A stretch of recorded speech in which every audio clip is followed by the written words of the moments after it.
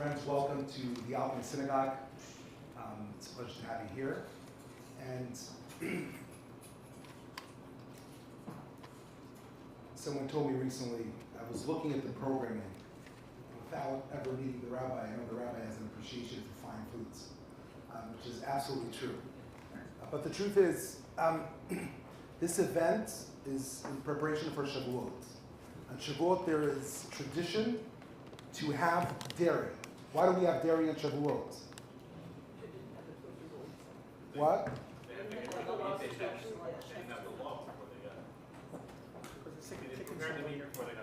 There are many different answers. Answer number one, the Kolbo writes that the Torah is compared to milk and honey. So therefore we should have milk and honey on Shavuot. Not just milk, but honey stuff as well. Another beautiful explanation is Reb Shimon of Astropoli. He said there are many names to Har Sinai. One of the names of Mount Sinai was Gavnuni, from the word of Gvina. What is Gvina? Cheese. When you have cheese, think of Har Sinai. It was clean and clear like cheese. Another answer is that Chalav. What's the numerical value of Chalav? Chet, 8. Lamed, 30. Bet is 2. 40. What's the connection between 40 and Torah? How many days was Moshe on the mountain? 40 days and 40 nights. Any other explanations? Another explanation. According to all opinions, the Torah was given on Shabbos. On Shabbat. On Shabbat, the Torah was given and had to make Kiddush.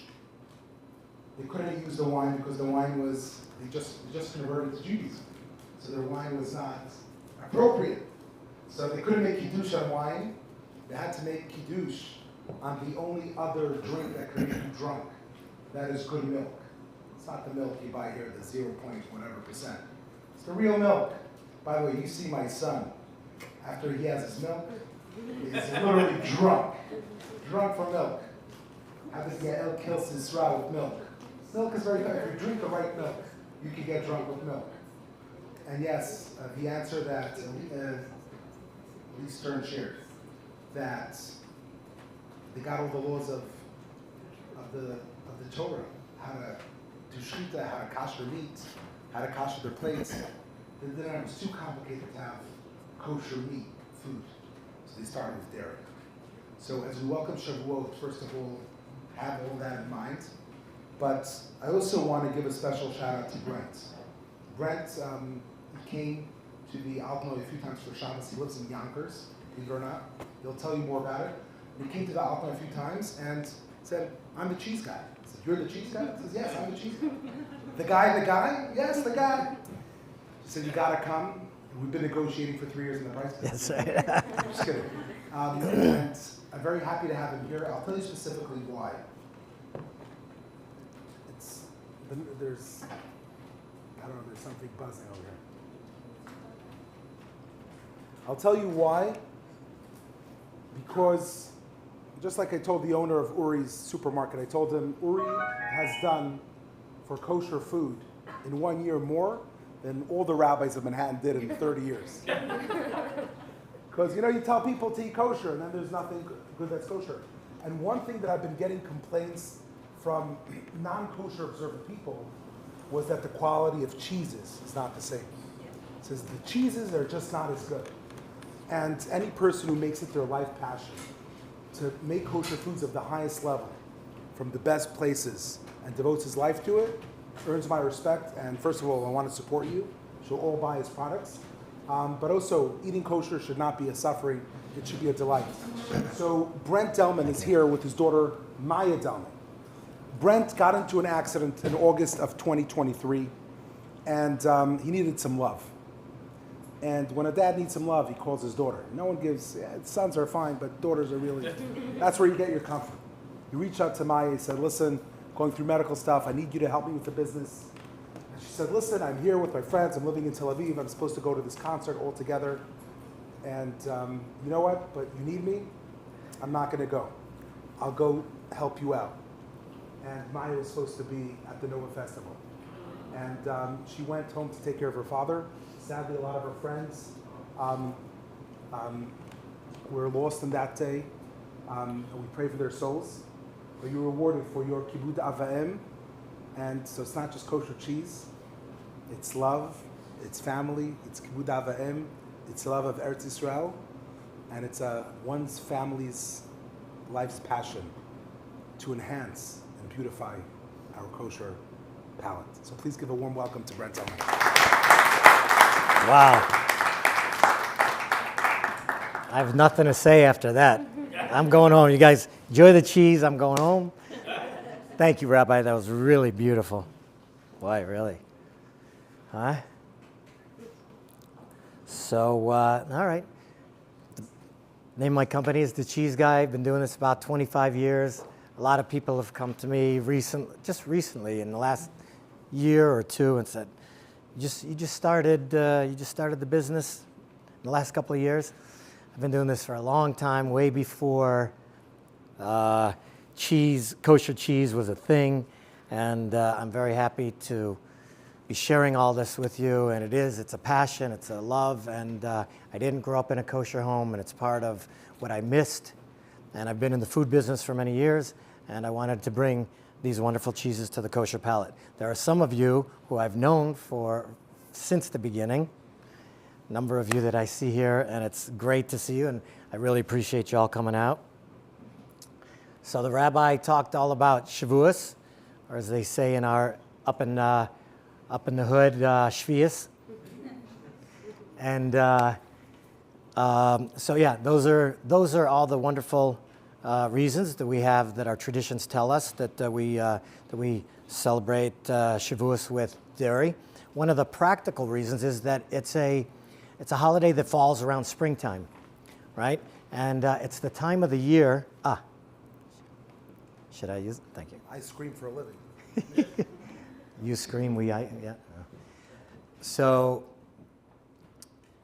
one of the practical reasons for consuming dairy on Shavuos is because at this time of the year, the animals are giving birth to the babies, and they're lactating. Not lactate as in the lactate pills, but lactate. And they're milking, they're producing milk for the babies. So springtime is a time of the year when the fresh milk is available, and that's when a lot of the cheeses are first made. So fresh cheeses like goat cheese, fresh goat cheese, if you could picture living in Israel, going to an Israeli breakfast, and you have all those wonderful, wonderful cheeses for breakfast, the soft cheeses, those come from the springtime. And so practically, it's a time of the year when we get all of the fresh milk, we turn it into cheese.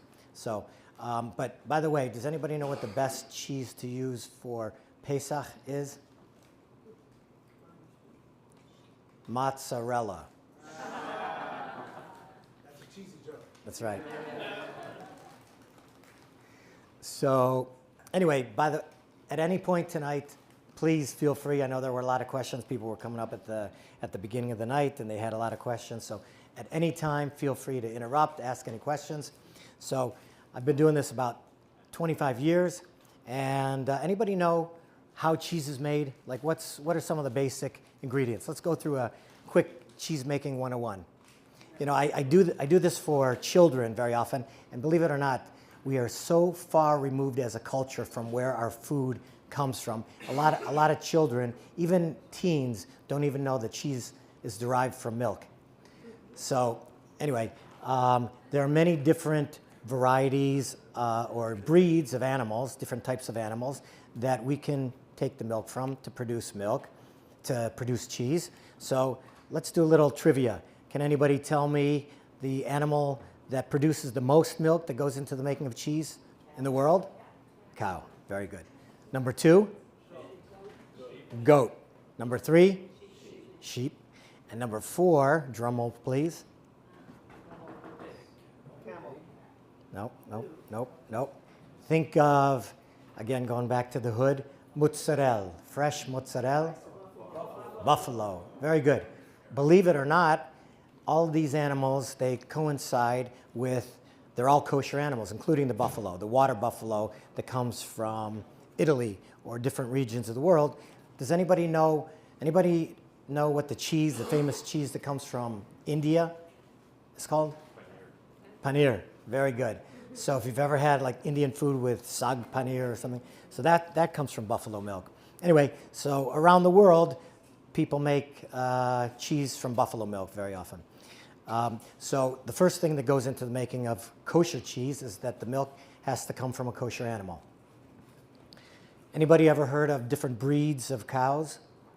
Anybody? Ooh. What's can you name a breed? Holstein. Angus. Very good. Jerseys. Wow, this is a good crowd. Guernseys. Wow. So you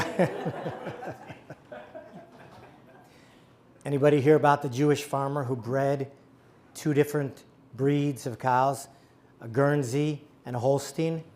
You know what he came up with? A Goldstein. You know what his cows say? They don't say moo. They say no. So if you guys, I promise you, if you start drinking now, by the end of the night they get funny. Yeah. So could we get some wine going out? Let's start out with why don't we start with a Sauvignon Blanc?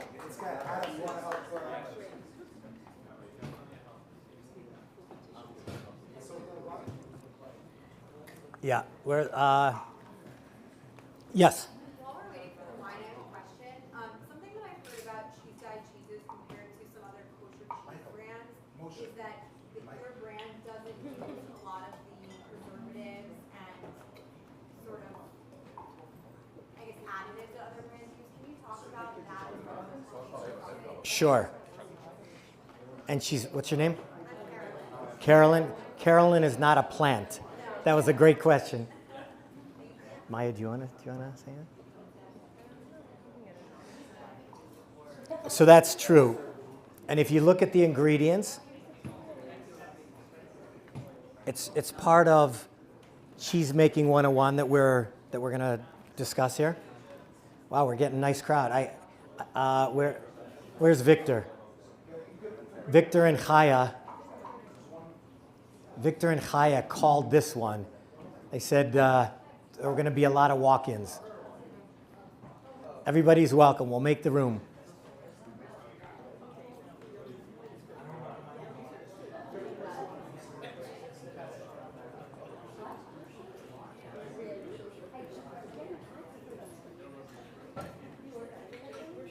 Thank you.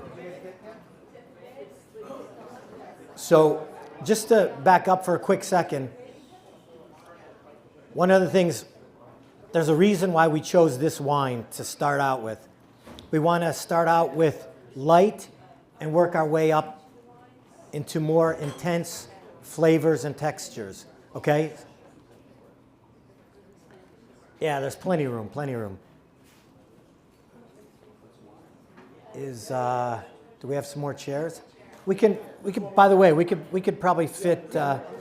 We can fit on the sides here if we have additional chairs.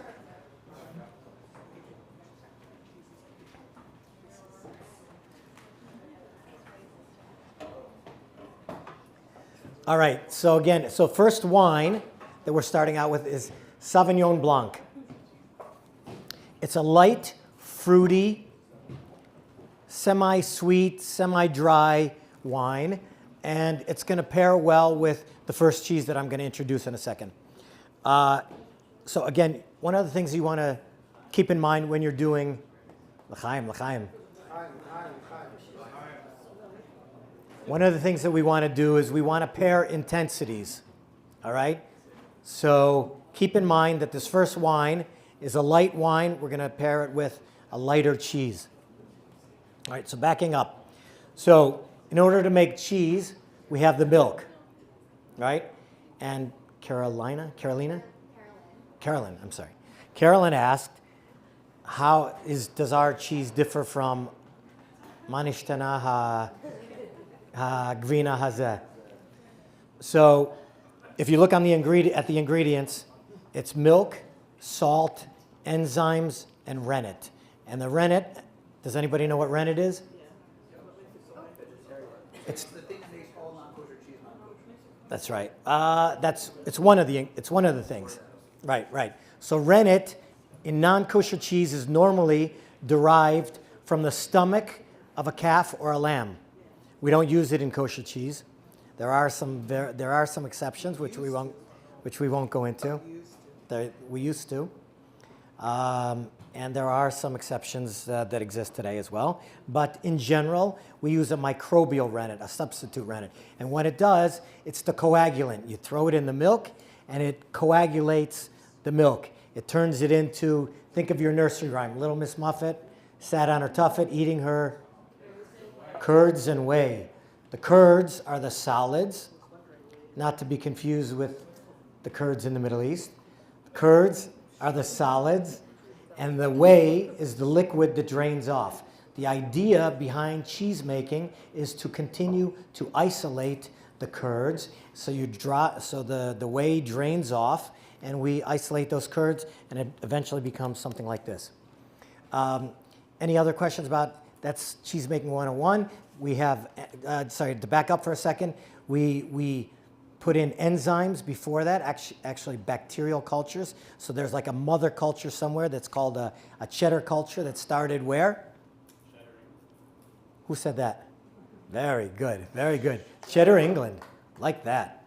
So, and Swiss cultures and Gouda and all the other cultures started off in some faraway lands a long time ago, and we have those deep frozen cultures, and we use those. So those go into the making of cheese. But I'll get to more details in a bit, but people always ask us, because we're in places like Whole Foods and different places, and we proudly display that we are kosher. People always say, what's kosher? What is kosher? So rennet is one, the type of milk that we use. 2, the animals cannot have defects. 3, and there are other enzymes. So we'll get into some of that. But that's, again, cheese making 101. I'll tell you what, let's start with the first cheese. And then, I'm sorry, and just to wrap that up, to answer your question, so that's all that my cheeses contain. No preservatives. I could tell you, we'll go through the cheeses, and just to Can I just start you guys off with a marble? This you pair with the sub. It's the sub one, right? Yep. Okay. Yeah, good. So if everyone can just take some and pass it backward. We'll talk about this cheese in a second. So there are no preservatives. The animals are not treated with any antibiotics, no added hormones. A lot of other cheeses do contain those. Yes? Can you tell us a bit about how you started and what prompted you to start this? Sure. Okay. And I see one other question, then maybe there are a couple of people asking similar questions. Yes? No, it's not. So this first one is this marble. So I will, you know what? Is it? How many Chalav Yisrael people do we have? Only Chalav Yisrael? You can't change your mind midway. Yeah. Yeah. I'm here tonight. No. Well, one day when we sit down, we'll have. Brent, have you ever thought of your own limited mind to go uniquely suited to Let's talk. I would love to.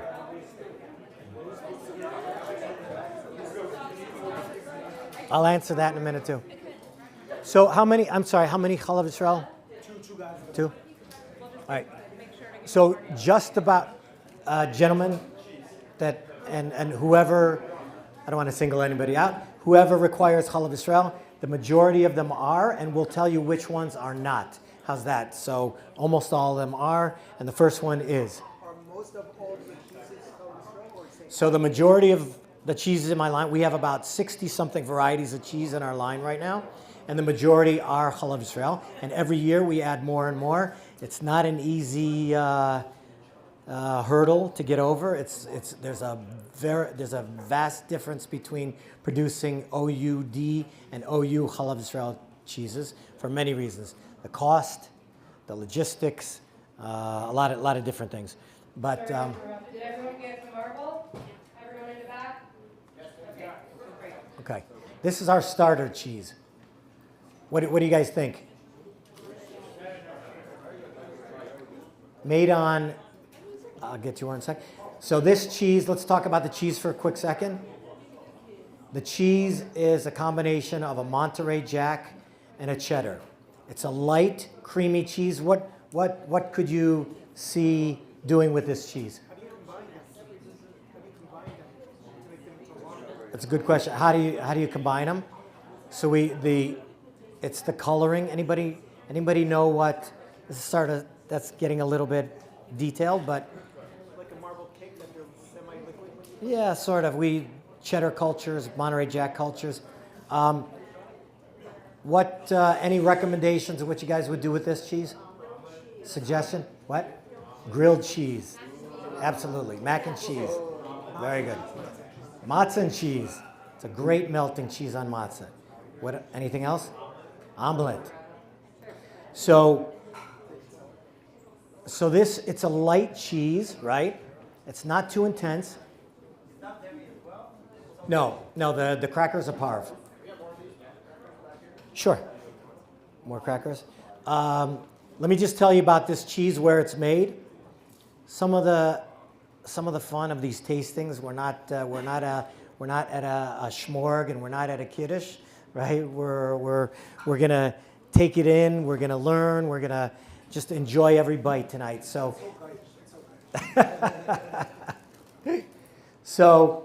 picture this. I'm originally from Cleveland, Ohio. Grew up eating really good cheese. Didn't grow up in a kosher home. A lot of local Amish farms. My mother used to bring that. We were very culturally Jewish, but we were not traditional. We were not observant. She used to bring cheeses from local Amish farms. Northeast Ohio has the largest Amish community in the world. And so I go there now and make this particular cheese amongst others. And the Amish are Feinschmeckers. You know what Feinschmeckers are, right? The Amish, like us, they pay great attention to small details. And so picture, I go out to the farms with the mashgiach, right? A mashgiach, You can't tell them apart from the Amish. a gentleman with a long beard and a black hat, and he's telling me this rennet needs to go in that vat. We need to heat that vat over to that temperature. And then I turn around and the Amish farmer is telling me we have more milk coming from the fields.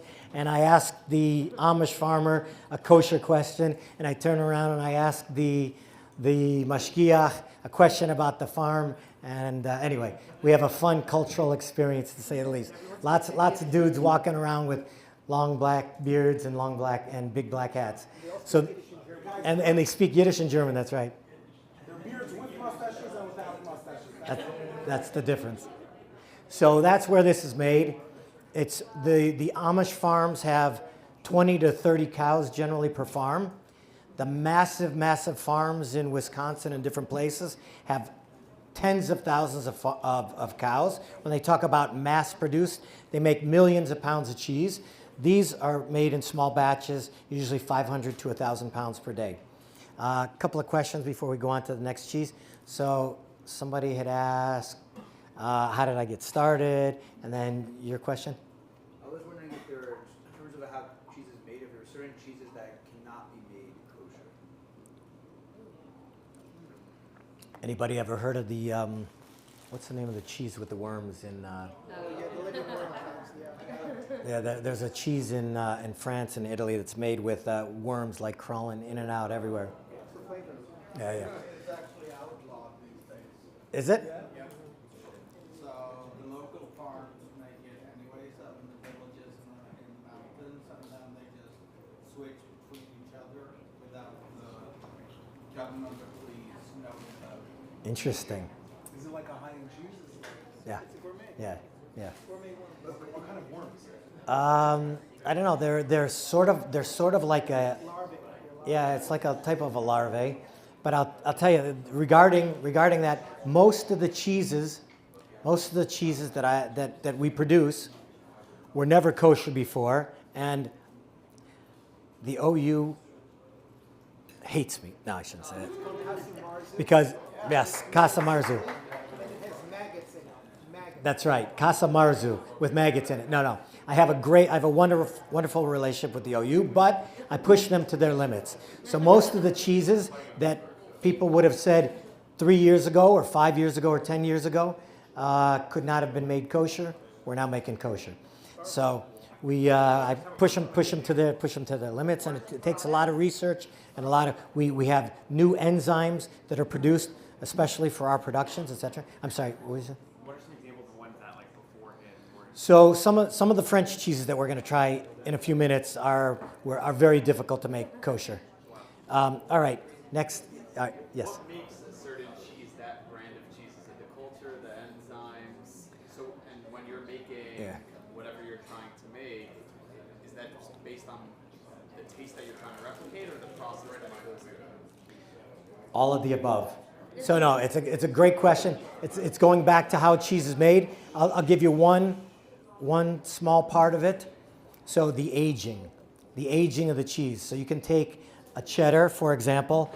In a little while, we're gonna try a cheddar that has been aged for 7 years. So like wine, cheese ages and it gets more intense and stronger flavor.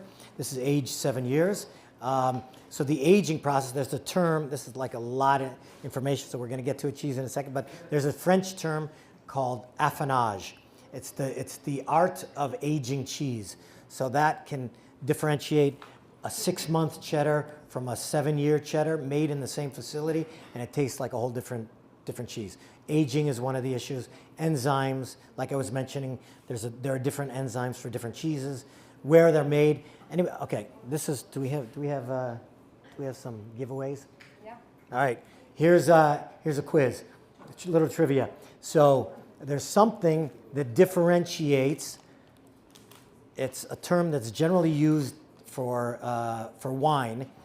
If the grapes are grown in one location versus another location, and it makes the grapes taste different because of the soil.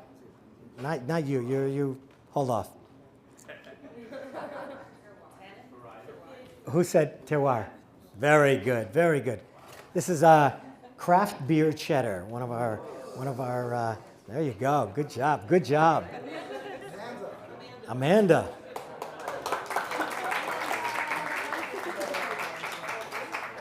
So terroir helps determine what the grapes are going to taste like, right? Because they may be growing in a soil near the sea, and they may have sea salt. They may have be growing near a volcano, near volcanic ash, and it helps determine the flavor of the grapes.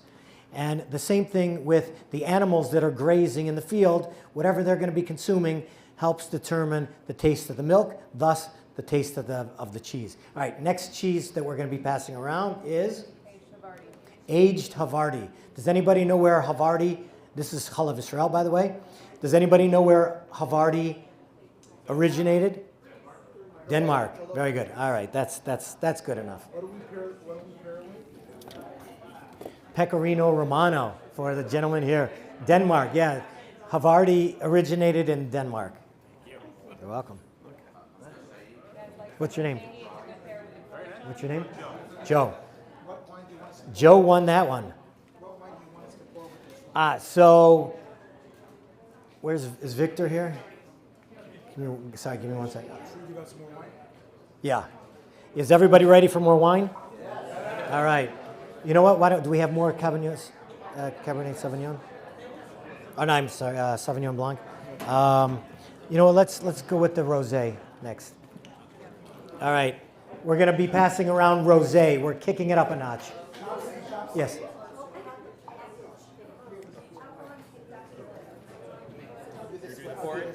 Okay, I'll get to that in a second. Yes, sir.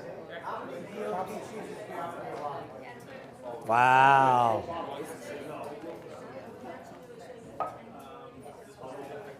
Give me a sec.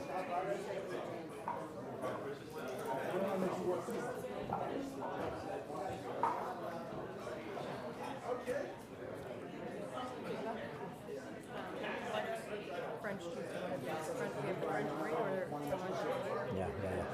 Could we do that next?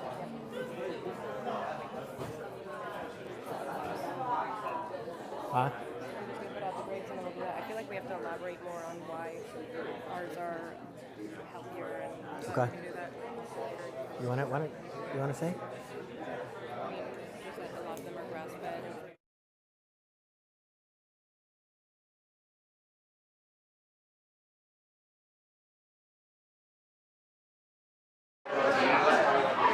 We may need more.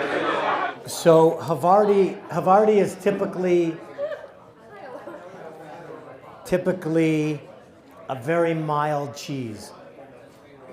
As I was mentioning, as you age certain cheeses, they get a little bit sharper. So this has a little bit more of a bite, right, Shubsy? Whatever you say. I know that. By the way, I'm looking forward seeing this guy in about I don't know, this weekend, maybe next weekend. A few more weekends. Yeah, upstate. Our families. What are you doing now? Because you gotta explain this. I ask them all the time. Pioneer. I'm a frustrated chalutz settler. My wife and I moved in to try to help renovate a community, regenerate, whatever, a community.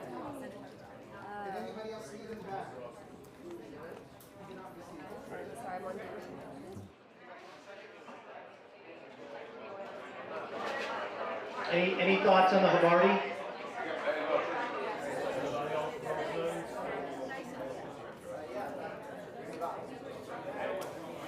Within your cheeses, like from year to year or month to month, do you taste like, oh wow, this batch was like unbelievable, this batch was not? It can vary. It can vary. So, yeah, I'll come. DOP. Where are you from?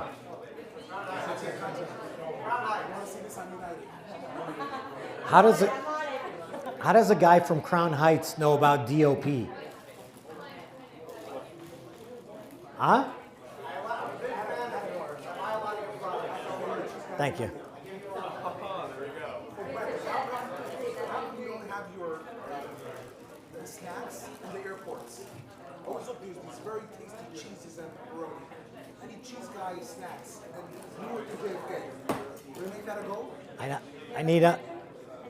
I have a connection. Yeah? The airlines, not the. I would need a big facility, a packing facility, like multi-million-dollar, not a number, but it's a big investment. What is the hardest part about getting distribution? I'll come back to that. So, okay, there have been a number of really good questions that have come up. Somebody in the back asked an interesting question. DOP, gentleman from, however else to refer to you, from Crown Heights. DOP, why do you ask? Just curious. Can anybody tell me, so what does DOP mean? You're quizzing me? No, enlighten, yeah, Order of protection. right. Which means? Means that certain things can only be produced in certain areas of Europe. What's a good example? Parmesan, Champagne, tomatoes from Italy, Chianti, San Marzano. What about meat? Anybody ever thought about bologna, salami? Those are all places, those are all locations in Italy. Calabrese salami. Anything else? The example that people generally think about is champagne. Champagne. Tonight we're going to be drinking later on a sparkling white wine that, Chaya, do you remember, is it a Brut? Anyway, whatever it is, it's not champagne, it's either Brut or, oh no, I think it's Prosecco. Prosecco. You cannot call sparkling white wine made in California champagne. Why? Because the grapes, the process, everything needs to be produced and made in the original way in the Champagne region of France. So the gentleman's asking how many DOP cheeses. So that has been one of the biggest challenges. It sort of ties into some of the other questions about which cheeses are difficult to make kosher. I'll give you a story that's a little bit ahead of its the tasting. We're going to try Pecorino Romano in a little bit.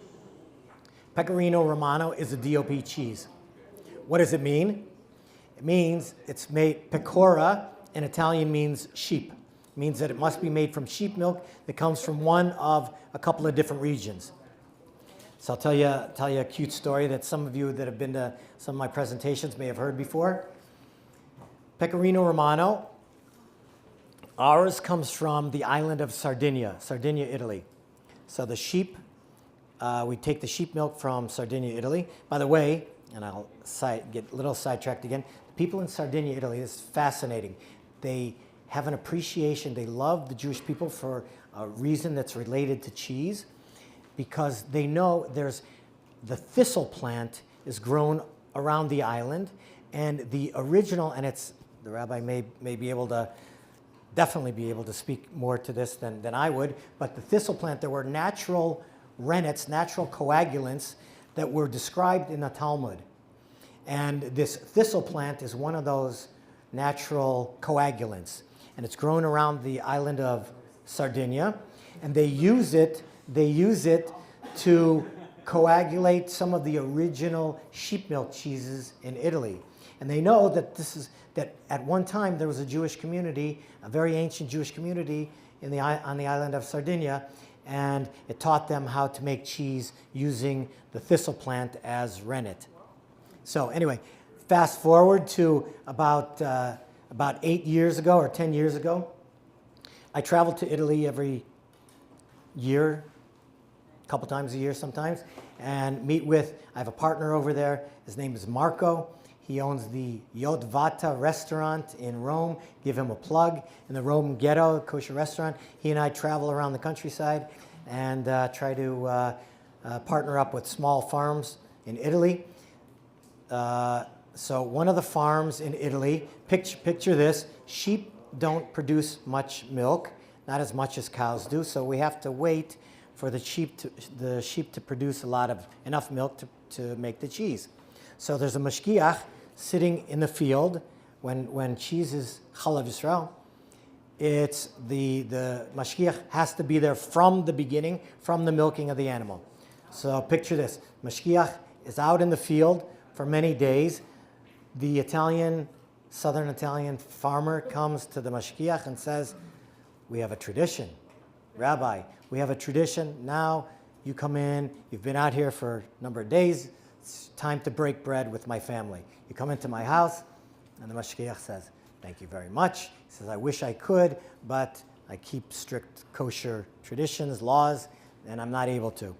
And the farmer, being a very hospitable and traditional man, he says, Rabbi, you don't understand. It's part of our tradition. You must come into my house, and you must sit down and break bread with my family and I. The rabbi says, again, I'm sorry, I can't. So what happens? The farmer pulls out a gun, and he puts it to the mashgiach's head in the field, and he says, no, you don't understand.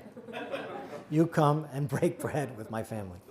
He says, let me make a phone call. He calls up our friend Marco. He says, Marco, get me out of this jam. You got to get me out of this. I don't know what to do.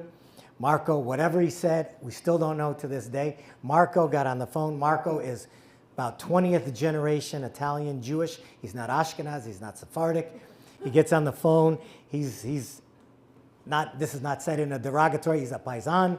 And he says, he gets on the phone with the farmer and he says, listen, let him go. Whatever he said, he let him go, and he didn't have to go break bread.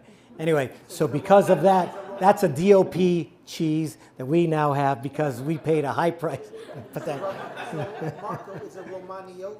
That's right. He paid himself back to the original Jews who came after the destruction. That's right, that's right. He can point to the Ark, not Arc de Triomphe, Ark of Titus, and tell you that those were his relatives. That's right, that's right. As opposed to Sephardic or Ashkenaz. That's right. Yep. So anyway, so that is a DOP cheese, the original origin that has to come from the region, must have the original ingredients, etc. And that's how we got that one made. All right, should we, you know what? Let's jump ahead and we'll pass that one around. So Pecorino Romano, it's generally used as a grating or shredding cheese for over pasta, but we're going to eat it straight. It's a little intense. It's like a Parmesan, and I like eating it as a table cheese. We'll do that? Yeah. All right. We'll give an announcement before anything that's not Chalav Yisrael. Yes, Chalav Yisrael, hard cheese. You know what? Sorry, let's. You got to go to it, so we know it was Chalav Yisrael. That's right. Do you have your the pecorino al fresco one? Not tonight. You know our stuff. Yeah? All right. Yeah, the one she just asked about. So yeah, take and pass down here. You're welcome. Take and pass down here. I have a question. Have you ever spent time at the Chabad in Venice, in Italy? So this. Yeah. So this is just because of the story, because of your question. This would actually pair better with a more full-bodied red wine. But we'll be fine. We'll be fine with the rosé. So the reason that you want to pair particular cheeses with particular wines is because you want to pair. Okay, good. All right, let's go. Is that the Pinot Noir? Yeah, here. You want to tell? You know, by the way, I didn't fully answer. There was a question before from Caroline about the Carolyn. Sorry, about the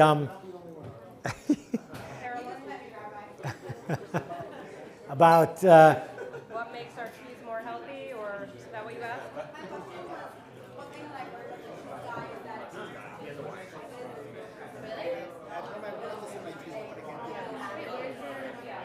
So a lot of different companies use additives.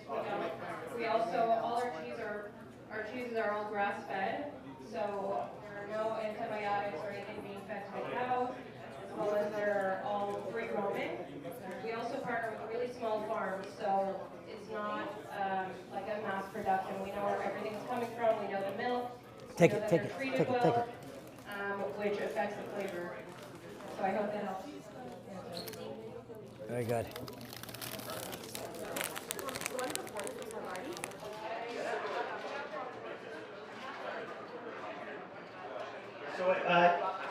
So let's go over the last couple of cheeses. We had the aged Havarti. Did anybody like the Havarti? Yeah. That's we're getting a thumbs up. Yeah. So again, originally a Danish cheese. There's more Havarti being produced in Wisconsin now than there is in Denmark. The follow-up cheese after the story, Pecorino Romano. Yes, no, maybe. Yeah, strong, too hard. Salty. Good for grating, pasta, what else? Salads, soups, pizza, pesto. Very good. Great for a Caesar salad. Yeah. Now the salt. So salt is added to every cheese, but this one, through the aging process, the salt is more pronounced because this is aged for a long time. So the salt becomes more stronger, more intense. Yeah. This one is aged about 2 years. So it says 12 months on the label, but it's actually approaching 2 years at this point. Back to Yoni's question, like what makes like a Havarti not a cheddar, not a mozzarella, not how are they all different from each other? Or is it a spectrum? Like, is there something black and white that? So do you recall one of the things that I was explaining was about different cultures, right? So there's a cheddar culture, there's a Swiss culture, there's a Havarti culture. So because a lot of these cheeses because they originated in wherever, fill in the blank, England for cheddar. So there are cultures that were originally made. So we put these different cultures in there. And then through the process, so I'll give you another example. So the question is, sorry, your name? Avi. So Avi probably told me that. 3 times already, but Carolina and Carolina and Caroline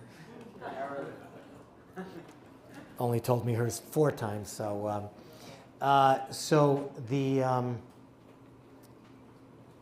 the aging process, right? There's a process called cheddaring, to give you an example. So there's something different in the process of making each cheese as well. Aside from the enzymes and the cultures and the rennet, there's the aging, and it's whatever the animals are grazing on. And then there's sometimes a difference in the way cheese is produced.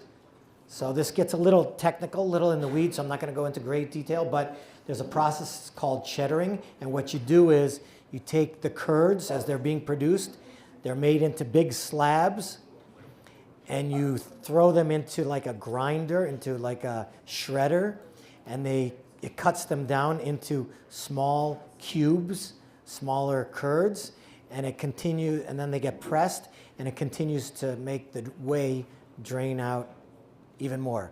So that's part of the process. So yes, there are different processes, there's different enzymes, different cultures. The cows and the animals are different. So we just tried a sheep milk cheese, right? Tastes very different than a cow's milk cheese, right? What makes the best quality milk? Where are the best cows? I happen to think that, cows? The Guernseys and the Holsteins, the Goldsteins? No. It depends upon a lot of what they're grazing on. So, is cheese still a thing or not? Sure. Yeah. I make a lot of, I'll give you an example. A lot of my cheeses are made in Vermont. Vermont, anybody ever been to Vermont? It's beautiful country, right?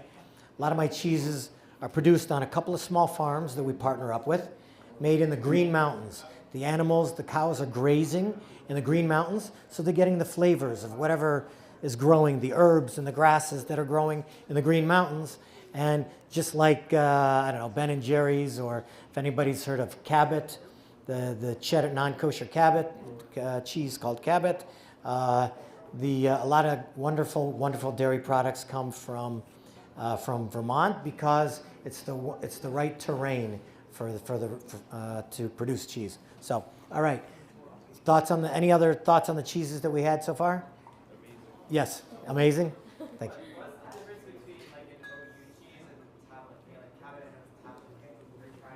Rabbi?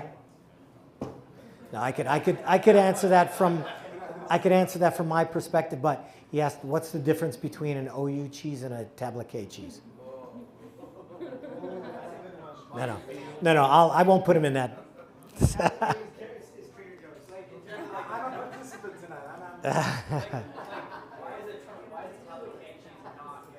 All right, so I'll tell you in terms of.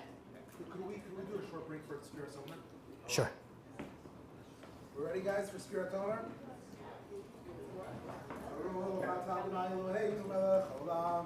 אשר קידשנו וספר בצבאנו הספרת אומר היום 30 יום ו30 יום שהם 5 שבועות ו4 ימים ואומר החמן יצאו.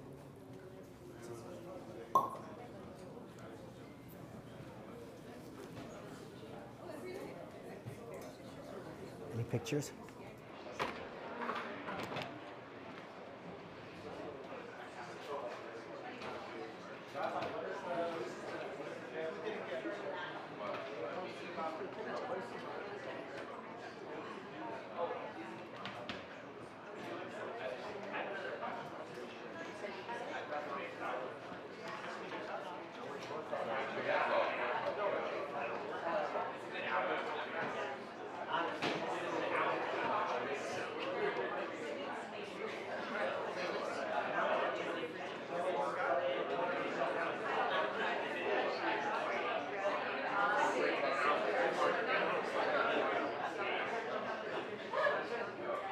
So, okay, next one is Chalav Israel as well. Tablet K. So, all I could tell you, and this is not meant to disparage anybody or anything, but I could tell you that the OU holds my hand every step of the way, no pun intended. They, especially when it's Chalav Israel, they're out there milking of the cows. when we go, all of my cheeses are produced in non-kosher facilities. That means we have to kosher all the facilities all the equipment. We may be using some equipment that just produced a prosciutto roll, like fresh mozzarella with prosciutto on it. You know, we're in non-kosher facilities. This stuff has to go through a very intense sanitization process. The OU is with me. They inspect every single enzyme, everything that goes into the cheese. And Tablicade, as far as I know, doesn't. I mean, I happen to know that very often there are cheeses that have the certification on them, and they've never seen somebody other than to pick up a check. So, what's that?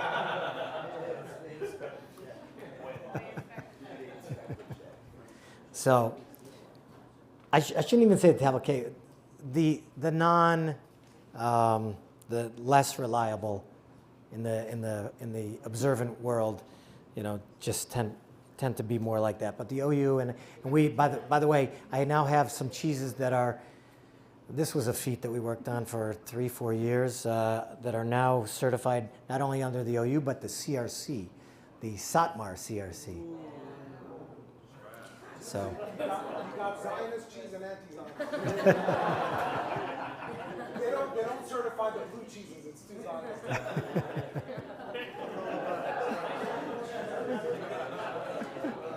Did you have anything to say? Did everyone get the red wine? Okay, so we'll pass that around. So that will pair well with the next cheese we're going to bring out, which is fromage de Palette. It's a French cheese. Where did it get its name? The name from? He's going to tell you where it got its name. This is his baby, his newest baby. It's a new French cheese that he's very proud of, so take it away. Why is it called fromage de Palette? So, many French cheeses are named after saints, right? So, yeah. One more thing. If you don't like a very funky cheese, then go for the pieces without the rind, which is the orange part. It does add a little bit more funk. We love the funk. Good. And you're in the right place. Okay. Yeah. Go, I'm sorry. Yeah, no. So, yes, this is a funky, it's a very technical term, funky cheese. Stinky. If you, by the way, try to use all of your senses. Use your senses. Smell the piece of cheese before you eat it. It's generally a little bit more. The aroma is a little bit more intense than the flavor, than the texture. What is it? Very creamy. Very good. Yep. Is there going to be enough? Did everyone get? Try the cheese, and then we'll talk about it, where it was made, etc. Will you describe where it's from? Yeah, good.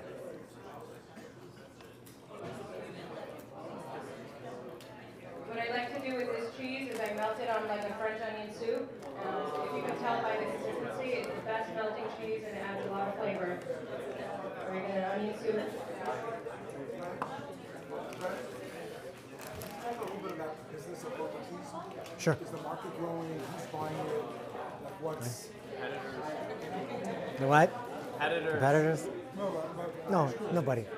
There's a cheese guy that's actually Also, what happened to profitable? What's that? At what point in the 25-year journey have you become profitable? We're not there yet. after tonight. No. We're getting close.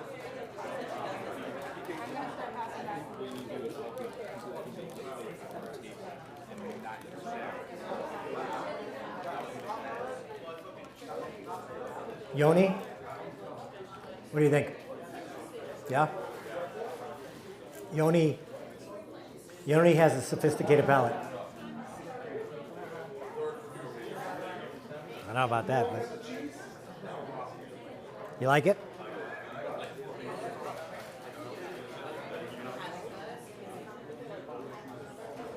Guys, if you're not getting cheeses, you speak out. Did everyone get the French cheese? The back row. The back row. Okay. Did you not get cheese? Raise your hand. Anyone else? Okay. Do you want to go to this? Sure. Yeah.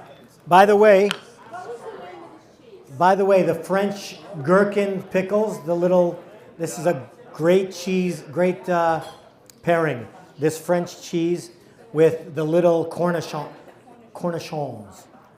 Tell them what the cheese name is. Did you say? No, I didn't. Yeah. I think. Did everyone get in the back? Pass out to them. Okay.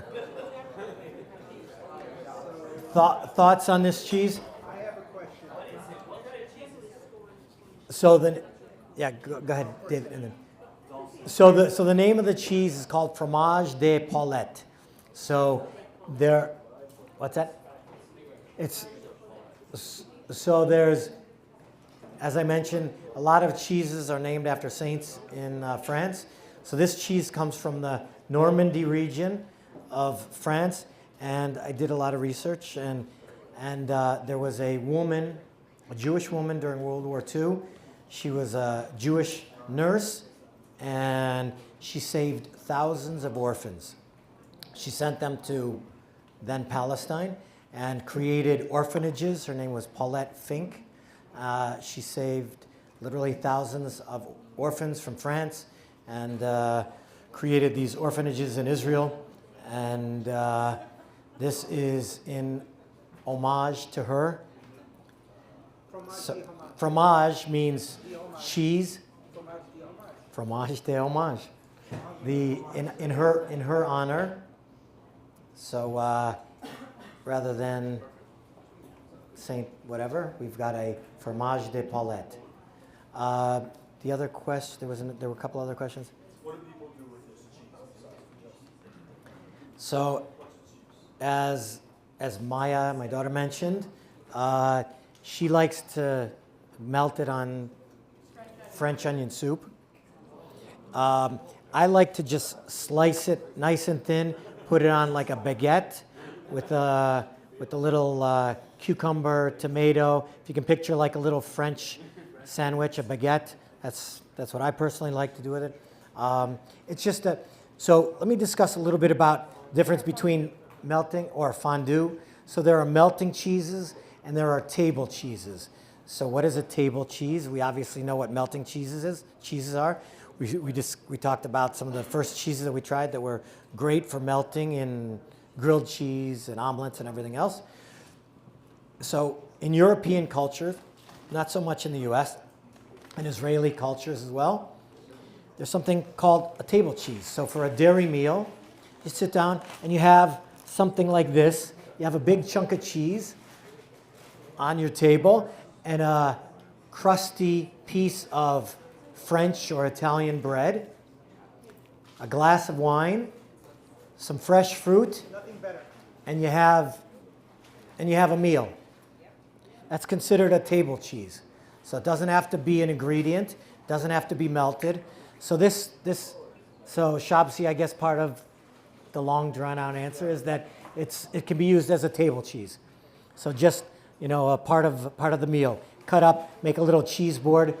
By the way, give you another little fun story. I took my son, my older son, served in the IDF a few years ago. Okay. So thanks. I will pass along the. So we went to Europe for his post-army trip. He was in one of the special forces, and he had a challenging service. This was a couple years ago. We went to Portugal. That's the hot ticket in Europe these days. So we went to Portugal. If you go to Portugal, they serve most European cultures serve cheese as a dessert. But Portugal, now think about this, Portugal serves it as an appetizer. Interesting, right? Think about it. Why? Moranos. And I spoke to a historian, a non-Jewish historian there, and I said, why do they serve cheese before the meal in Portugal? And he said, because of the Jewish influence. And because you can have cheese before meat, but not vice versa, right? So anyway, it's the tradition. Some of these cheeses, by the way, the general rule of thumb, according to the OU, is that if a cheese is aged over 6 months, it's considered a hard cheese, which means if your minhag is to wait whatever amount of time you wait between meat and milk, wait the same amount of time between a hard cheese and meat. So if you're going to wait 6 hours between meat and milk, then you would want to wait 6 hours between a hard cheese and meat. And if you're Danish, 1 hour. And if you're Danish, and if you're German and Dutch and all the others, 1 to 3 hours. that's beyond my pay grade. Ask your Rob. Ask your Rob. I have one very important one. What's that? LOR? There you go. Local Orthodox Rabbi. I like that. Okay. The cheeses are wonderful. They do success here. When will you bring at least a couple of cheeses to Israel? So I'm making Aliyah here. I don't want to be without the cheeses. I won't. David's making Aliyah next year. I don't want to be without the cheeses. Anyways, he's. We have to. Thank you. I did hear about a new place in Jerusalem that has all this imported American cheeses, cereals, things like that. So we're working on it. Hopefully by the time you're there, we're there too. Good. You have to tell me the name of the store. So Yeah, I will send it to you after. I'd love to be in Israel. Love to have. No. you have to bring it in your seat. We're not just America. We're in Central America. We're in Panama, Mexico, Argentina.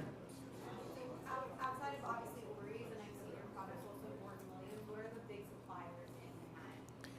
Where do you live? Upper East Side. Park Kosher Yeah, Park East Kosher, Has a very big variety. Fairway, You guys are in Morton Williams, yep, Zabars. So, no Costco. No. I don't know that we could produce in the quantity that they're looking for, and aside from that, Costco doesn't let you make money. How many hundreds of pounds per cheese There's a lot of. at a time? Like, you make a ton at a time? We generally make between 500 to 1,000, 2,000 pounds of cheese at a time per variety. Somebody else had a question?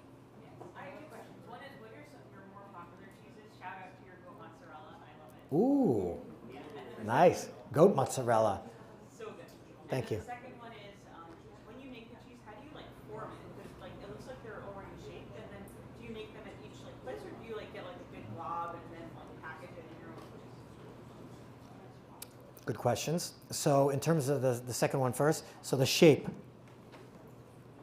Generally, the domestic cheeses are made in blocks. So it's just the tradition of the way American cheesemakers made. So what we do is we take the curds, put them into a form. I'm drawing a blank on the name, but anyway, like a mold. Thank you, MOLD. And we put it in there, and then we press, and it comes out in the form of a block, of a square. By the way, the next cheese is that we're doing the cheddar. Yeah. This next one is not Chalav Yisrael, but Not challah Yisrael, and it is raw milk. But it's really good. What does that mean? Raw It's milk? not pasteurized. right. It means, I thought raw milks aren't cheeses. They're not allowed. What's that? I thought raw cheeses are allowed. No, they are allowed. So let me just finish up with the generally imported cheeses are made in wheels. So you'll see Parmigiano, different things like that. This type of Parmesan came from a wheel. And it's just the different mold, different shapes of the mold. Second question was most popular. So unfortunately, as a cheese, whatever, purist, it's not the most the cheese that we're most proud of. Grated Parmesan in a cup is probably the biggest seller because it's easy. What am I most proud of? Wow. I don't know. That's a good question. Ooh, yes. Yeah, the burrata. The burrata. That was a coup. Has anybody had the burrata? Yeah. So burrata, for those that are not familiar with it, where did you buy it? Just curious. Tomer's. Very nice. Oh, yeah, by the way, Tomer's is a good outlet for our cheese here on the Upper East. And I mentioned Ori's. So the burrata is a fresh mozzarella that has a creamy filling. And up until maybe a year ago, it was not available kosher. By the way, I hate to admit it, but there's another brand out there that is not Chalav Yisrael, and it's not from Italy, but the name is Belgioso, whatever. And the, what do they say, the best form of flattery, imitation is the best form of flattery. So Belgioso was definitely doing a little snooping around the cheese guy backyard, and they came out with a kosher burrata. But so it's a good question. The rabbi's asking about the size of the kosher cheese market. I can tell you that it's grown tremendously. If you think about, just think about Shavuos, right? A few years ago, when you talked about dairy and Shavuos, it conjured up thoughts: cheesecake, blintzes, maybe Lakshman Kugel, some traditional. Now, this is probably our bit, besides Pesach, we're booming this time of the year. It's become thank God, it's become a very busy time of the year for us, and people are upping their game a lot more because hopefully it's I don't know if it's the chicken or the egg, but maybe because there are better varieties and higher quality products available. But I think more people may be observing. Shavuos was always relegated to the back. It was never a major holiday. If you grew up Reform, a lot of people don't even know what Shavuos is. Today, it's become trendy. It's trendy in Israel. It's trendy here. And so partially because of Shavuos. But so the cheese market, one of the things that we cross market, we cross merchandise to other segments of the population, not just kosher. So if you think about what does the kosher market look like? In the United States, 5-6 million Jews, maybe 15% keep kosher. Out of those 15%, Hasidim don't consume my cheese because it's not the right hechsher. So you're talking the modern Orthodox world for the most part, and those that are interested in being, higher, upping, raising the bar on their, foodies or whatever. So I know you're talking about a niche within a niche within a niche.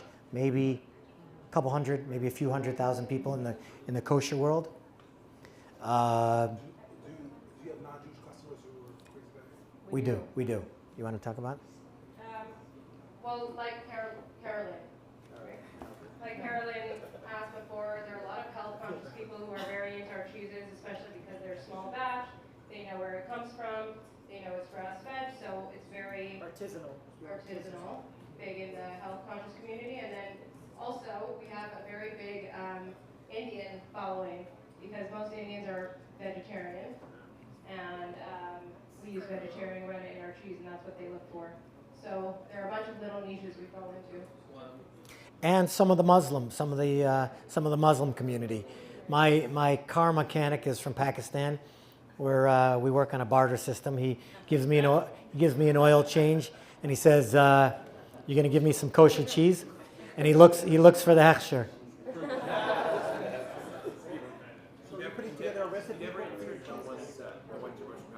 What's that? You never answered the ones you're most proud of. Which ones am I most proud of?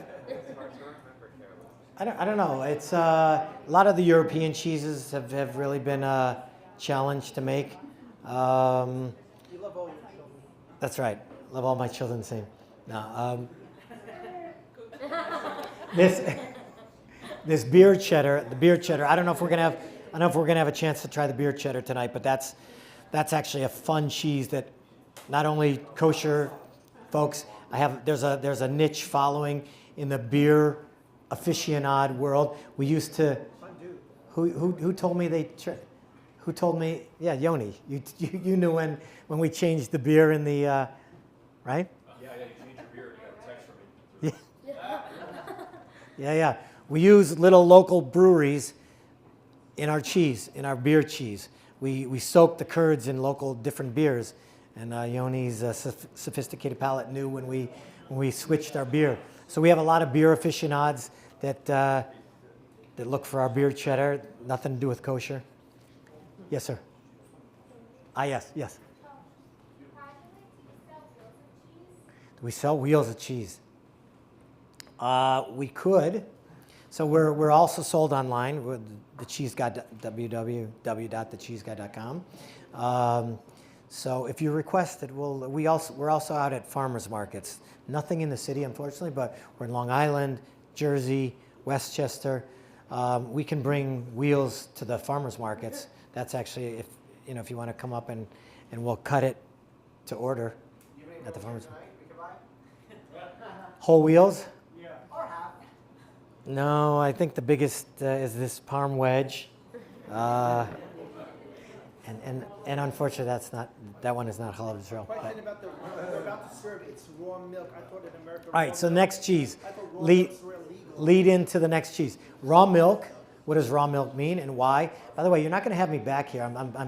I'm giving all information. This is usually like a 3-session. So this next cheese, not found in stores, 7-year aged raw milk sharp cheddar. Would it be illegal to sell? So raw milk. Raw milk is illegal to sell in New York State. It varies. It differs from state to state. The rabbi loves this one. It varies from state to state, but you can produce raw milk cheese. You can produce raw milk cheeses according to U.S. law if the cheese is aged a minimum of 60 days, at which time the salt and the good bacteria should be killing off all of the bad bacteria. So is this the one that's not available in stores yet? Yep. When will it be available? I don't know if it's going to. It's a limited batch. Parmesan challah Israel? Yeah. I didn't bring it here tonight, but we have. Yeah. Sorry? Yes. Yeah, we have challah Israel Parmesan. Yeah. Yep. And yeah. Do you have any other taste chemists? Who are the people who are deciding on what next to produce? Just the two of you. Basically, I have a tremendous crew. What's your name? Yoni asked, is there a, by the way, the term in cheese lingo is a grader, Grader, somebody who grades the cheese, who tastes the cheese. He asked, do we have like a tasting team or a chemist, food chemist? So I said, you're looking at them. But I value the opinion. I have warehouse workers, guys from mostly Latin America, Mexico, Honduras, that have been working in my warehouse for 15 years. So believe it or not, I value and I ask their opinions. And I go, when we bring a new cheese in, or we let it sit and age for a long time, right? Jose, Rigo. So a lot of these guys, they're an integral part of our team. And I'll walk around, I'll say, what do you think about this? Is this 2-year cheddar ready to go to the market? And they give me their opinion, their experience. Which ties into one of the other questions that the rabbi asked. Is it profitable? So yes and no, but it's a tough, if you think about what's, if anybody's in business and you sell merchandise or you sell real estate or you sell, what's the objective of any sales business? You want to turn everything over, right? You want to have a quick turnover. So this runs counterintuitive to that, right? So my terms, and this is maybe getting a little in the weeds again on the business end of things, but my terms with my suppliers are 30 days. I have net 30-day terms, which means I have to pay my suppliers in 30 days. But I don't sell these cheeses to you guys for 2 years or 7 years or whatever it is. It's not a very, I don't know, good business practice, I guess. But, so I've got to get a little bit higher markup. That's going to add to the, right, add to the cost of the cheese. There's cost of money, right? Cost of storage. We store our product in different facilities, mainly my own warehouse. We have aging facilities. Anyway, it's getting sort of detailed, but yeah, very often our cheeses cannot go to market until, you know, whatever extended periods of time. We have mild cheddars, medium cheddars, aged, sharp, extra sharp. Any thoughts on this 7-year cheddar? Unreal. That's Unbelievable. Can you make a show on biased cheese? Get into trouble. Tell me what she likes. No. Basically, to give your wife a cheese that's not available in stores. I will say, if you go online, we have a 4-year aged Parmesan that doesn't sell in any stores, and it's incredible. It has these cheese crystals. It almost tastes like a cheddar. That's the one. That's your show and buy. The 4-year Parmesan? Yeah. There you go. Balsamic vinegar tonight. We use balsamic vinegar. Yeah. It's hard to serve balsamic at a tasting. Unless you want to drink it. Yes. I did drink it like brandy. I don't blame you. So a common question, what's your name? Chi-Chi? Chi-Chi asked, I love the name, by the way. That's great. She asked, what's, I guess, basically the shelf life of cheeses once you open them? So people ask this question all the time. It depends. I'm going to answer it in a very with a Jewish answer. It depends. Now, so it depends really on the cheese. So if it's a hard aged cheese, like an aged cheddar or a Parmesan, some of these types of cheeses that are hard or semi-hard, they'll last a long time, many months past the expiration date. So if they ever get a little bit of mold on them, just shave that little piece off and you're good to go. You cannot do that with soft, fresh cheeses. For example, cream cheese, mozzarella, fresh ricotta, fresh ricotta, because the mold permeates the rest of the cheese. I'm telling you, I'm packing in like 3 classes into one tonight. We love moldy cheeses. We love cheeses with mold. Moldy cheeses are the best. Certain mold is good. Certain mold is good. Blue cheese, the kind of funk that's on the outside of the French cheese. Wow, lots of questions. Are we Chaya? Are we good on? We're good on time? Yeah. Okay. Rabbi, we're good on time. Shabbos not till Friday. I have a question. I believe part of the reason the world hates America is because of American cheese. Do you have anything to say to defend it? That's like an oxymoron, by the way, American cheese. No. So American cheese, what people think of as Kraft slices, right? It's a cheese product. It's not actually a cheese. You know, very often I'll go around a room and ask people what's their favorite cheese, and inevitably somebody yells, American cheese. So, but Americans have made great strides, not only in producing cheese, but all kinds of artisanal beverages, foods, California wines, different American wines, breads, I'm going to date myself, but growing up, there was rye bread and white bread, and maybe we had whole wheat, and that was about it. Now there's 27 grain breads and every kind of sourdough imaginable. So not only has the American cuisine, if you want to call it that, upped its game, but the cheese community and the cheese producing community world has come a long way. By the way, just to give a shout out, which Shabsi, you ever been to Bethel? Bethel Creamery? Oh yeah. So their milk is unbelievable. Their yogurt. So they're friends of ours.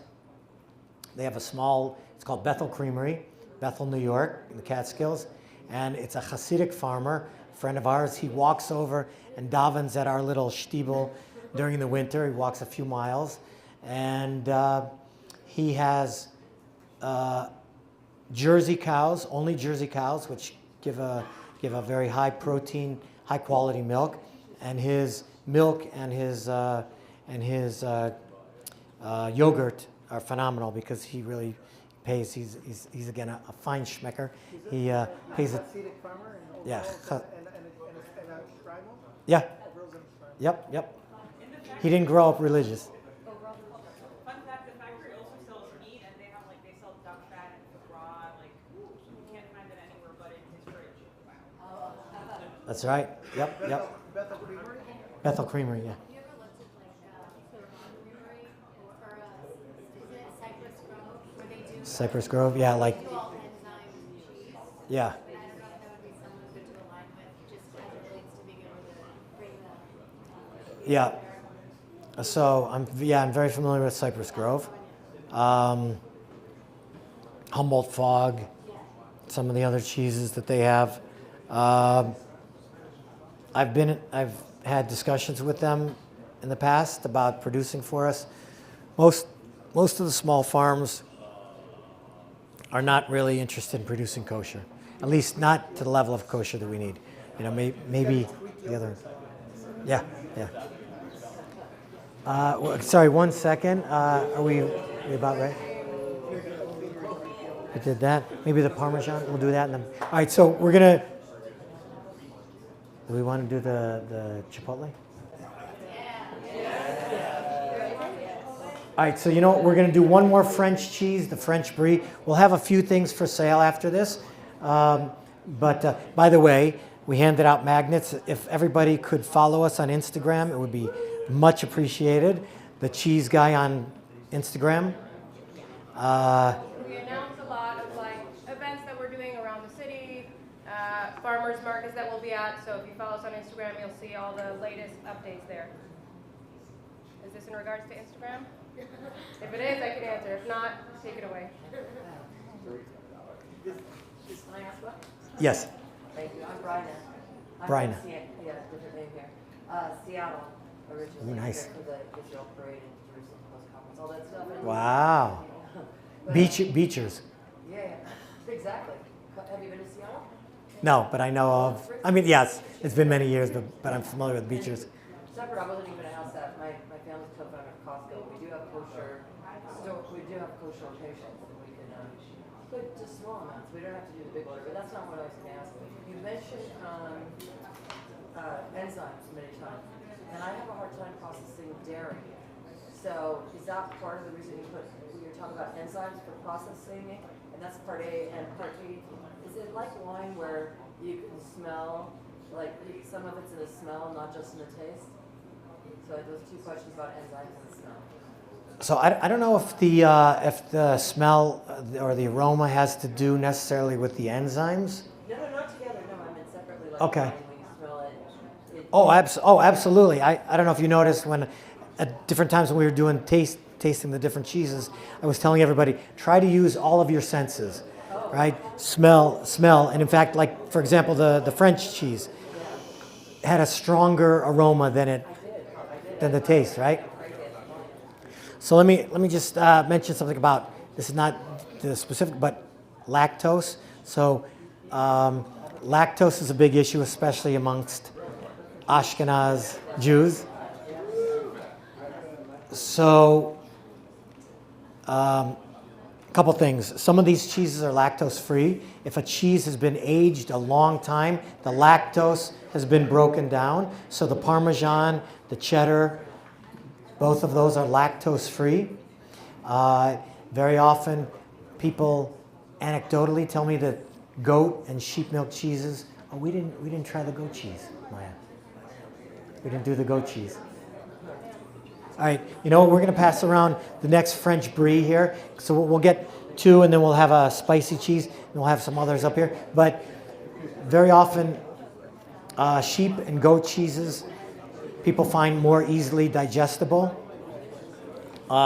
just because it generally tends to has something to do with the molecular structure of not only the enzymes, but also the lactose, the milk sugars. Are you actually putting the enzymes in some of your cheeses? Oh, yeah. All the cheeses have enzymes. Yeah, for lactose intolerant. Yeah, no, there are. So, all right. Here's a quiz. So you got to be quick on this one. What do all of these things have in common? Enzyme. Chocolate, kombucha, wine, beer, bread, cheese, fermentation. I happen to hear this gentleman.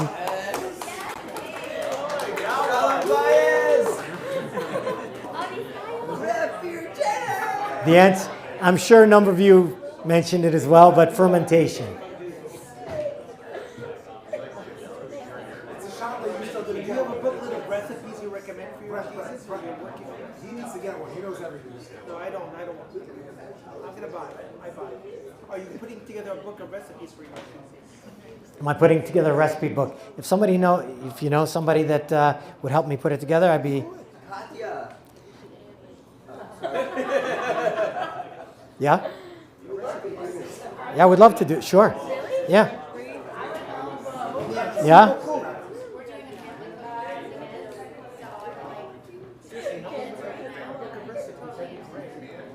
Yeah, let's talk. Yeah. Is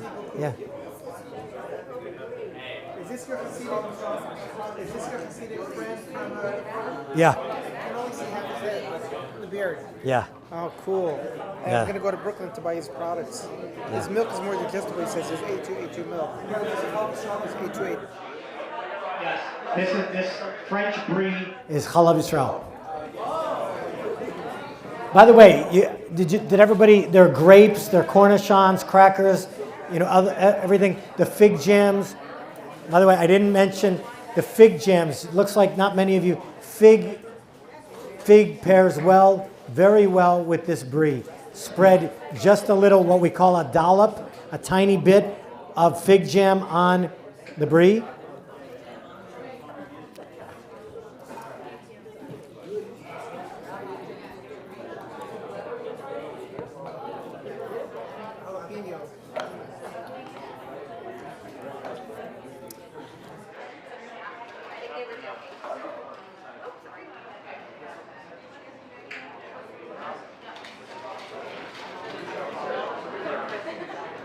By the way, there's a farmer upstate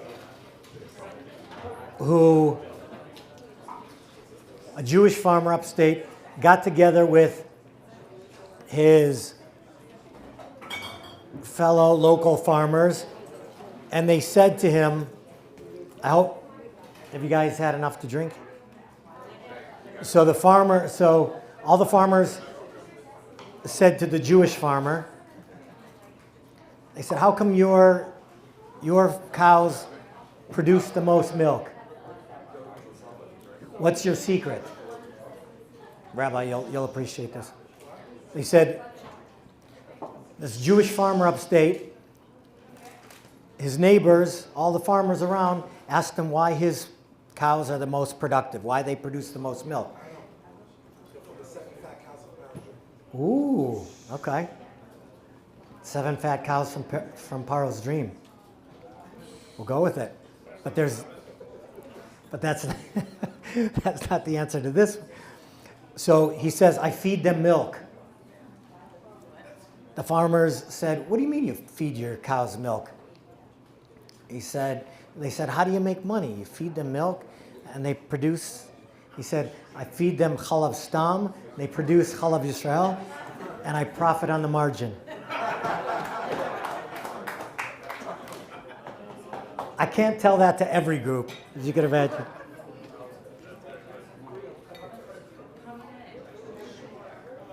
What do you think of the brie? Good? Good.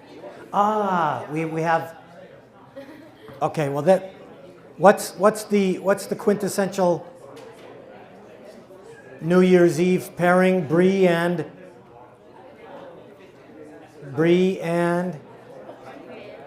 to drink? Champagne. Brie and champagne. So the Prosecco, I don't know, are we, Chaya, is that, what do you have going around there? Red? Okay. So the Brie would also pair very well with the Prosecco.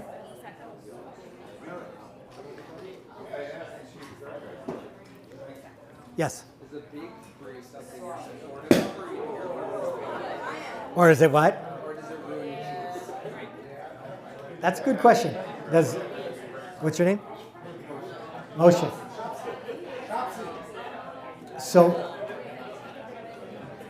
Moshe asked, what's the opinion on baked brie? Do you make baked brie? Yes, we do. Baked brie and a little honey on top is phenomenal. Ooh. We drizzle a little honey on it. You want to say it in here? You want to say? So here, yeah. So Moshe's going to tell us about his baked brie. Shh. You take the brie, you put it in the toaster for however long my wife put it in for, I don't know, but and then you drizzle a little honey, it's phenomenal. So I asked if baking the brie is ruining the cheese or it's something that's acceptable to do. Nice, good question. Oh, what I would love to try we would love to try your wife's baked brie with a little honey drizzled on it. So you can also bake brie with fruit jams, raspberry, strawberry fruit jams on top of baked brie, or Rabbi, what? He says it's all dvash. Chalav dvash. Very nice. That's my presentation before Rosh Hashanah.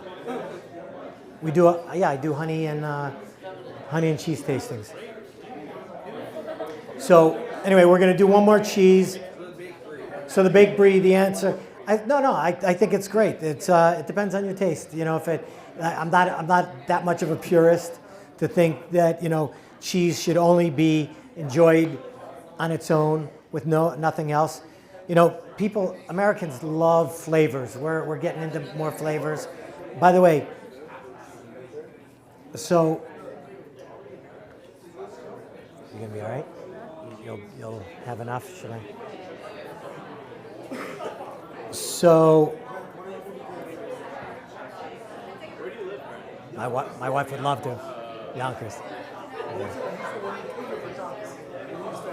Sometimes we stay at I don't remember which hotel. We usually stay at a hotel.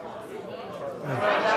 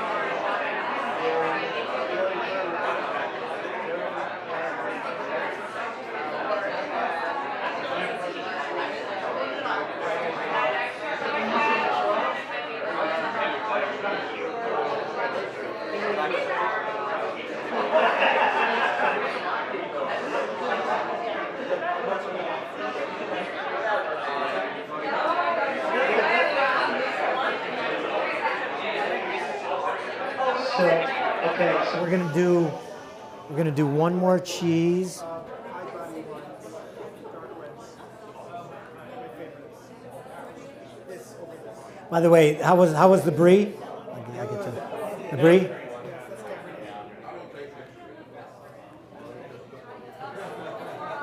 Cabernet. Did anybody hear about the explosion at the French cheese factory? You definitely want to hear about this. An explosion at the French cheese factory. They cleaned everything out. They cleaned everything up, and all that was left was debris.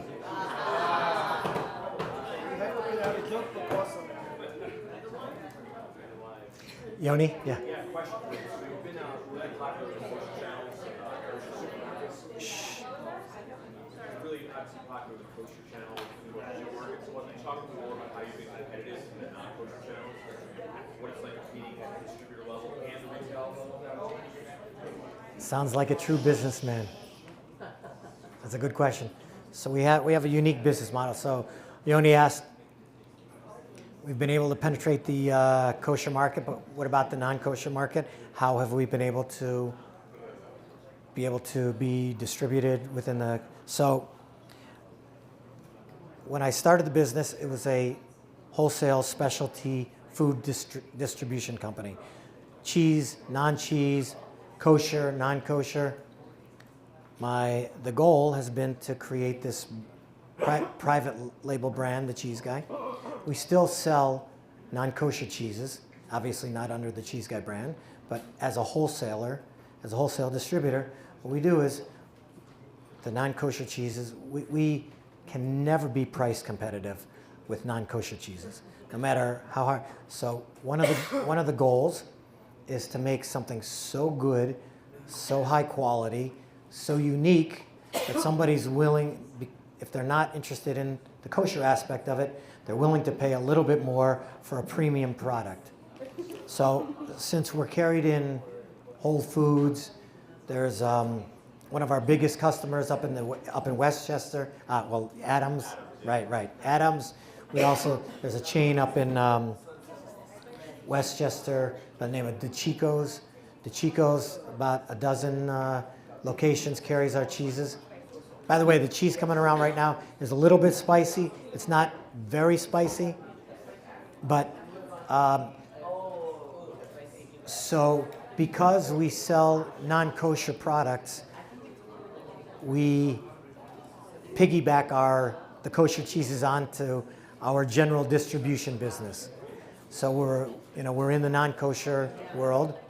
And then, like I say, it's a challenge. Some of our cheeses, because they're kosher certified, when you make it, think about, just do the math on this. No, this one is not. Right. Sorry. I forgot. I've been distracted here. Lots of questions. You're right. Sorry.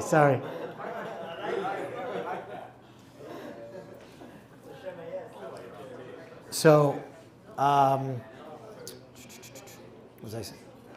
Yeah, so we have this distribution. I have a few trucks that distribute our products throughout the tri-state area. Then we have just... Columbus Avenue. Cheese Guy. Oh yeah? Yeah. Big logos on the side. So we have distribution throughout the tri-state area with our own trucks, which allows us to bring out our, put our kosher products onto the, non-kosher accounts. We're sold in some Whole Foods. Whole Foods doesn't carry as much as they used to after they were bought out by Amazon. They changed some of their buying habits, but yeah, it's a challenge. I was just gonna give you an example. Rabbi likes the numbers. If I'm making 1,000 pounds of cheese, and I have a mashgiach watching the milking and supervising the production for 3 days, 5 days, and this is not a secret number. They could charge anyway. I'm not going to go into any specifics, but they have what's that? Yeah, it's another salary. It's a big salary. Not that they're not worth it, but automatically add on sometimes a few $1,000s onto a small production. That right there, you can see, just do a simple math, that it increases the price per pound, a couple dollars, a few dollars per pound. It's very difficult to compete with the non-kosher world. But, we do our best. And again, try to overcompensate with the quality. So,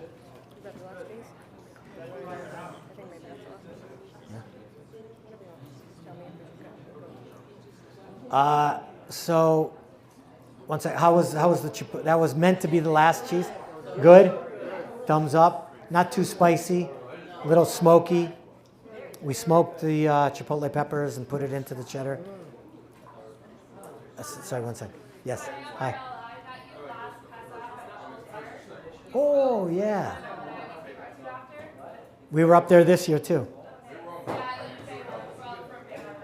Ah, very nice.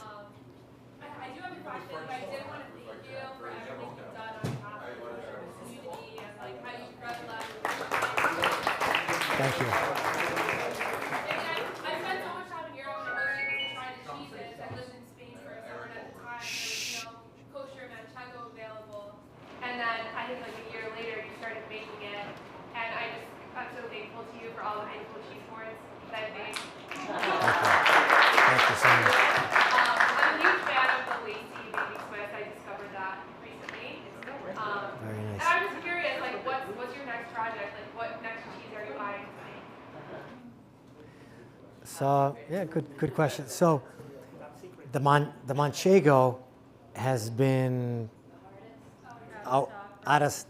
My grandparents always ask me if I could find it in New York for them, and you don't have that worry. You have every other cheese that worries. So I'm like, I don't know what's going on with it. We were dealing with one producer, a small farm in Spain. Manchego must come from Spain.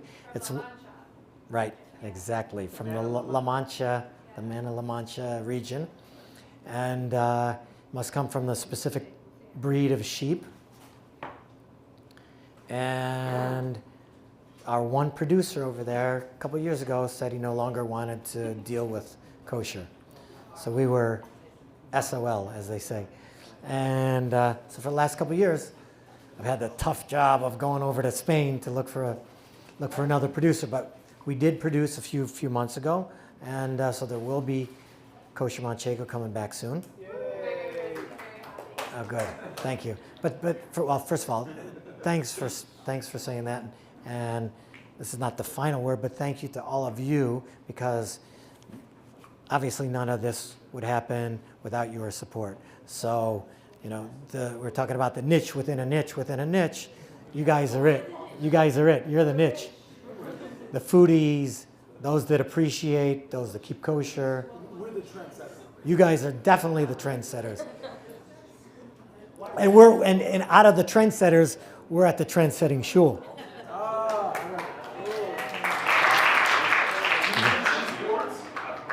So we just started doing. It's like charcuterie boards.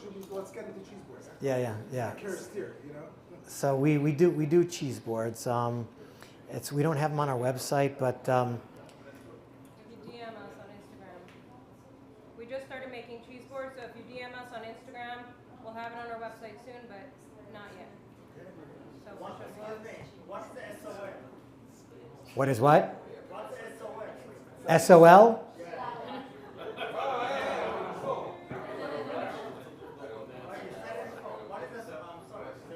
She just told you.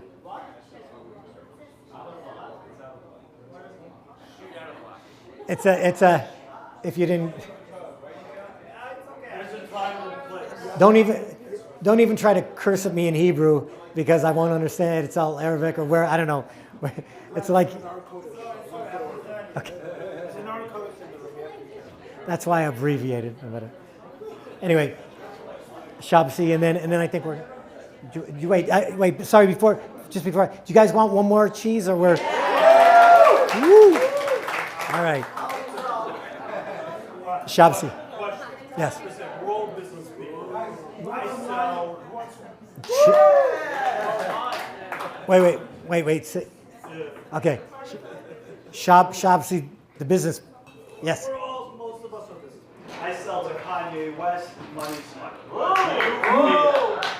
Do you feel anti-Semitism when you travel, you say kosher, Jewish? Do you feel that? In a business. So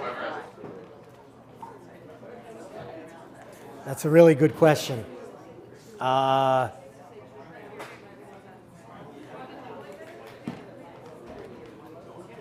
So yes, at times it's generally not overt like we see in the streets of New York today.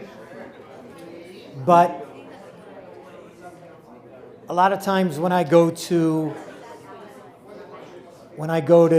trade shows, for example, and I'll talk to somebody and ask them if they're interested in producing kosher, people roll their eyes, or, I get different reactions.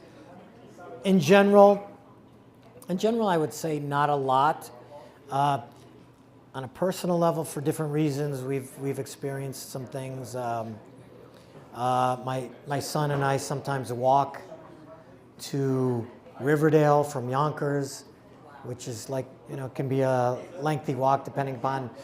And we used to walk with our kippas, and sometimes we would walk through some areas that we would get some, have some comments, things like that. But I don't know.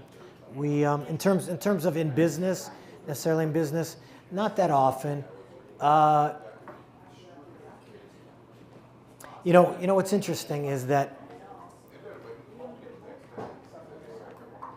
So I attend not so much anymore as often as I used to, but I used to attend cheese. This is going to sound funny, but like cheese conferences, right?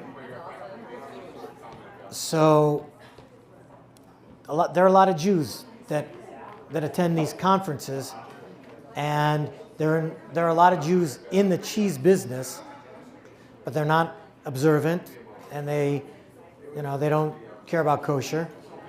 So sometimes I feel, maybe it's my paranoia, but sometimes I feel that the most looks come from other Jews that are saying, like, what's this guy hawking us a chinik about kosher, and he can't go to this tasting during on Shabbos, or do this or do that, or taste. So sometimes I think, again, maybe it's just a paranoia, but I think from other Jews sometimes it's as much a feeling as I get from non-Jews. I don't know. How do you decide on the new cheese? How do you decide it? So attending trade shows and listening to you guys. Really, he said, how do we determine what new cheeses to come out with, and that kind. Really, doing these kind of. Ooh. I see you have cheese curds now. Next Shavuos. I see you've got cheese curds from Wisconsin, like the sweet curds. So we have, one of the new items, and then I'm going to introduce the last cheese. Maya, do you want to say anything else about, or do you want to say anything about the goat cheese? So we do have cheese curds, which is a new thing that David mentioned, and if anybody's familiar with cheese curds, it's like before the cheese actually becomes the aged cheese product, it's a curd, and we sort of siphon them off the production, and we take them out. Anybody who was from Nebraska? Who was Nebraska? You know what cheese curds are? Yeah, it's more Wisconsin, but it's really a Midwest. So they're squeaky. You bite on them. So we have, and those are Chalav Yisrael.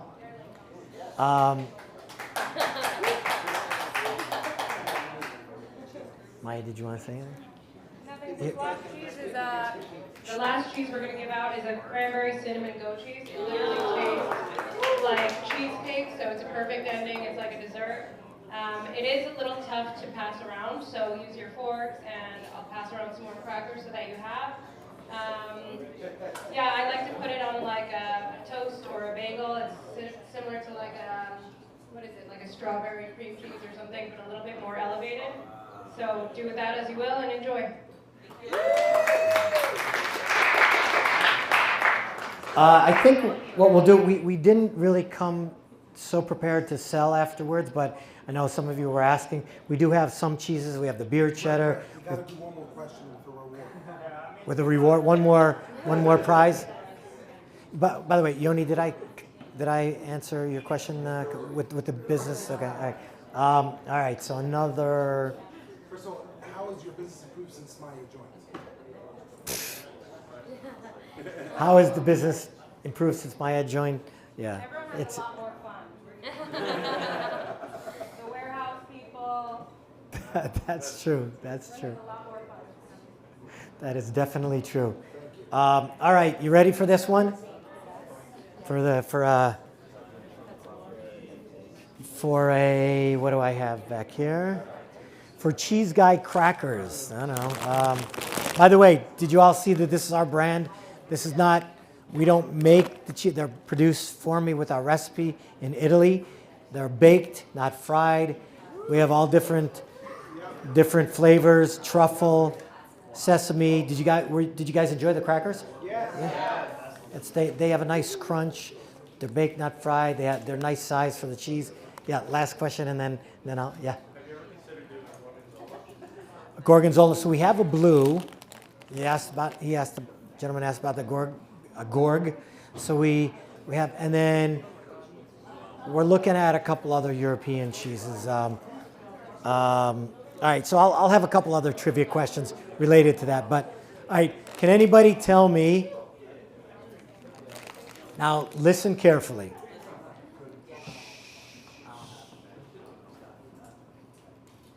Which cheese is made backwards?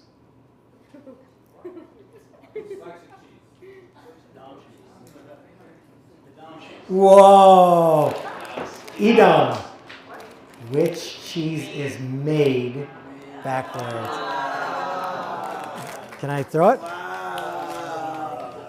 Woo! Very good. Very good. All right. That's about So, all right, everybody trying the goat cheese with cranberries and cinnamon? Did anyone not get? Did everybody get? They didn't get there. So I think what we're going to do, just, it may,